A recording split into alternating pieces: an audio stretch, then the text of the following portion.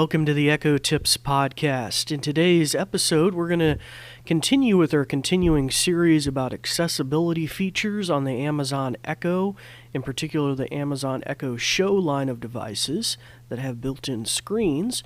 So this will be part 3. We're going to deal with some additional features that could be helpful for those with certain types of visual impairments, maybe even color blindness in today's episode. So, before we get into that in any sort of detail, we're going to go to a brief break and talk about, give you a little information about our podcast, and then we'll be right back. This episode is brought to you by the New Vision program at Goodwill. We're also grateful for the kind use of WVTF Studios. New Vision is a program of Goodwill that provides information services and assistive technology training to individuals with visual impairments living in Southwest Virginia. Goodwill Industries of the Valleys is a nonprofit organization serving the New River, Roanoke, and Shenandoah Valleys of Virginia. Goodwill's mission services help individuals with disabilities and disadvantages to get back to work and gain greater independence. These shows are provided for educational purposes. This podcast may not be retransmitted, sold, or reproduced without written permission from New Vision.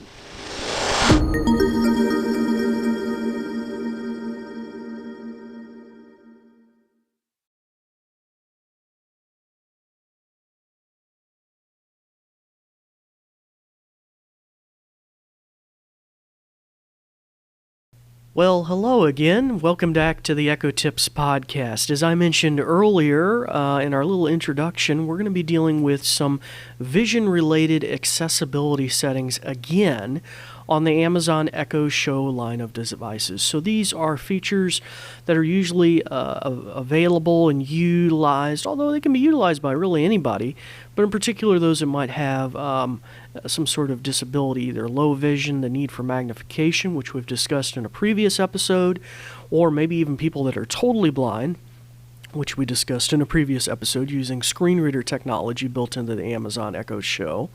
But today, this is a little more, probably a little more common, color blindness. There's some features in the accessibility settings on the Alexa app, and so hopefully I didn't trigger your A-Lady, your Echo in your room right now. But anyway, there's some accessibility features in there. And of course, that's obviously going to apply to something that you're looking at. So that would be the Echo Show line of devices, or you might think the Echo Spot, or some of the recent devices that have been released. Now, before I get into any sort of depth, I would like to welcome our listeners who have been listening for some time. Welcome you back. Please continue to follow us in your podcast catcher of choice. We really appreciate that. It helps us keep a really good eye on how many listeners we have and what kind of material is really appealing to our audience. Also, feel free to like us on social media. On Facebook, you can look us up at Goodwill Industries of the Valleys, and also on Twitter. And feel free to share and like our podcast and episodes. So we really appreciate that. For those that are new listeners, I'd like to welcome you. My name is David Ward. I'm an assistive technology instructor with the New Vision program at Goodwill based in Southwest Virginia. So as we've been talking about, and if you need to go back, please look at the one about screen reader technology for those with vision impairments or those that need magnification. We talked about that in a previous episode as well.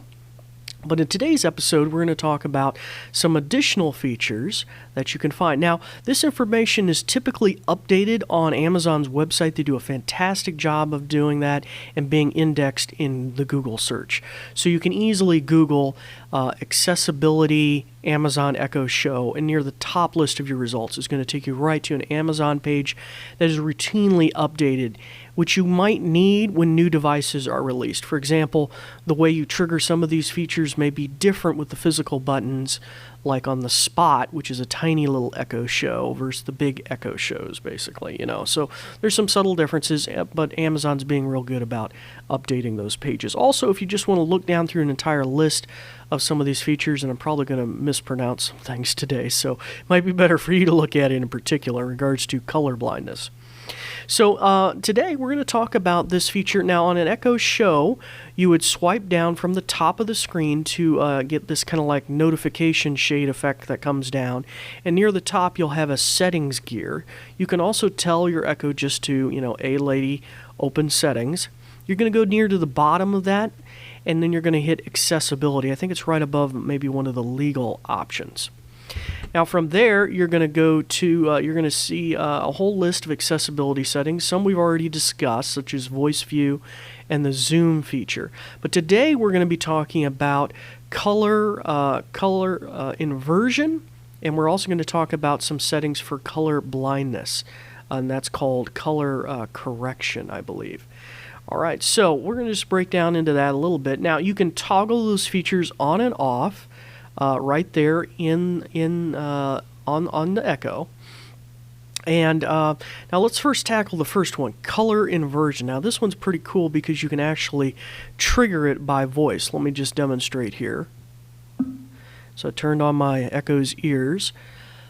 Alexa, enable color inversion. Color inversion is now on, so you know. This might affect your videos. Okay. All right. So why is that? Why does she say that? Well, color inversion actually rotates the colors pretty much 180 degrees around. So if your background was black and your text was white, now it's going to flip everything to the opposite. All right. So it would be a white background with black text. So if you're still inside your settings menu, you might immediately see that effect. Now, the negative of this, especially a primitive version of color inversion, this is on many devices, but on the Amazon Echo Show as well, it will invert your photos and videos as well. So that's going to make them have a weird kind of like negative view, like off some horror movie or something. So that may not be optimal, and it may require that if you prefer color inversion, maybe to change your photos or actually invert your colors on your photos. And I've had to do that and re-upload them, or change your background to just a flat color or something like that if you find it annoying. But it may allow you. This feature is typically used by those with certain low vision needs that need a higher contrast. Maybe they need a white lettering on a black background or something like that. Although to be fair, the Echo Show typically will display things in that way, like when it's reading off lyrics to a song or in the settings menu. A lot of times that is a white letter on a dark background. But there may be other situations where you may find that you need to use it. And more importantly, you may just want to be able to toggle it on and off, and isn't that cool that you can do that with your voice? So as I said, enable color inversion before, you can also say disable color inversion. And it's kind of a mouthful there, but anyway, you get the idea. The second feature, I couldn't seem to figure out a way to trigger it by voice, but if you're back in your settings following along, the next option is called color correction. And I think this has a profound impact because color blindness is very, very common. And so this allows you, as the statement says here on the website, modifies the screen colors to assist with the following types of color blindness. So there are a variety of different types of color blindness, and this is where I get to pronunciate, I'm just kidding, these words inappropriate, wrongly. I think this first one is called deuteronomally. I'm probably saying that wrong, so I apologize. But that deals with a certain type of red-green color blindness. Here's another one, prototomally. I'm probably saying that again wrong. That's a different type of derivative of red-green color blindness, it looks like, because it's also labeled as a red-green color blindness. And then lastly, tritonomaly, which is related to a blue-yellow color blindness.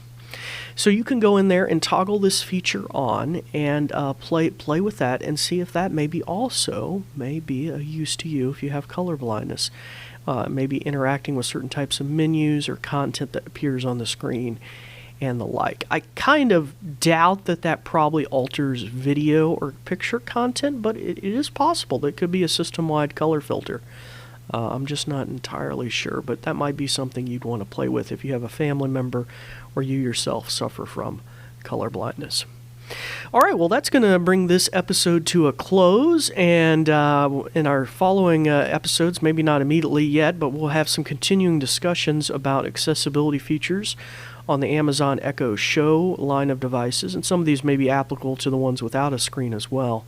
But in our probably our upcoming episodes, we'll be talking about certain types of features that are related to those with hearing disabilities, maybe even speech, I believe, impairments, where you can actually like text a command to your Echo and get a response.